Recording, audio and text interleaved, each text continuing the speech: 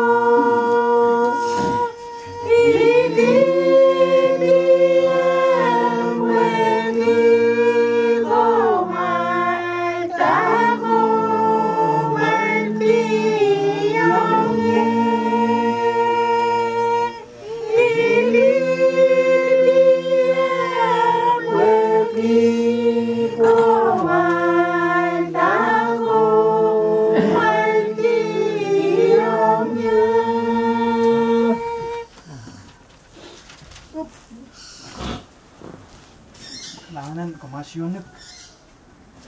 onen ga tola da patap kwa yung naman kayo siyang kanay siya kapan kaping wow pan kumaran sa skos ono bisa boleh magkaitikan koros mamin na mele day wow shorora alu yang organisasyon no tisud penene siya organisasyon sinora tisud yan sang salang kamu ba kasarawi pan tukso ko magsasenta taong pinagsuksme en poita na Mwomwohdiso na yung sarawi ba tama siya nuya sa bipin proseso tukso ko makasarawi pa yung nuya utar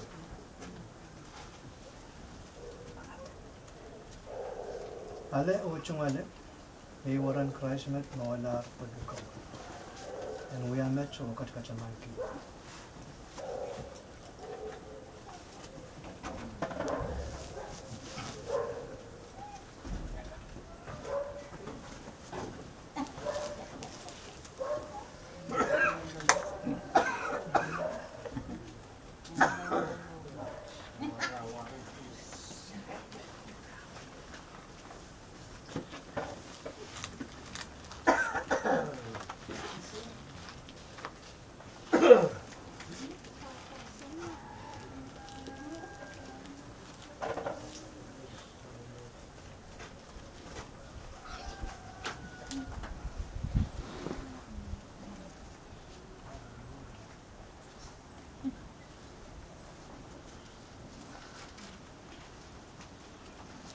Talwat,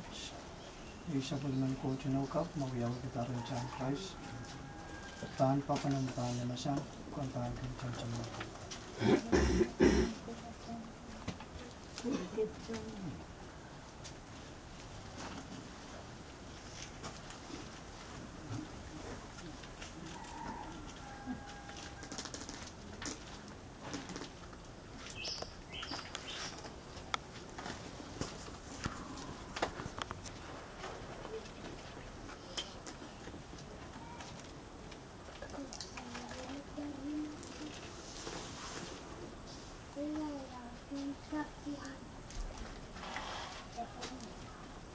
Pagkulan kaunti siya, pwede ka mo sawan mo.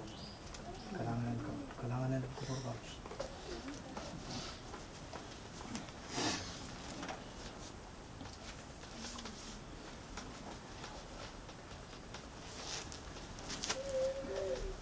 kalanganan kami wan paran ansok sme anson kesalayan sonku.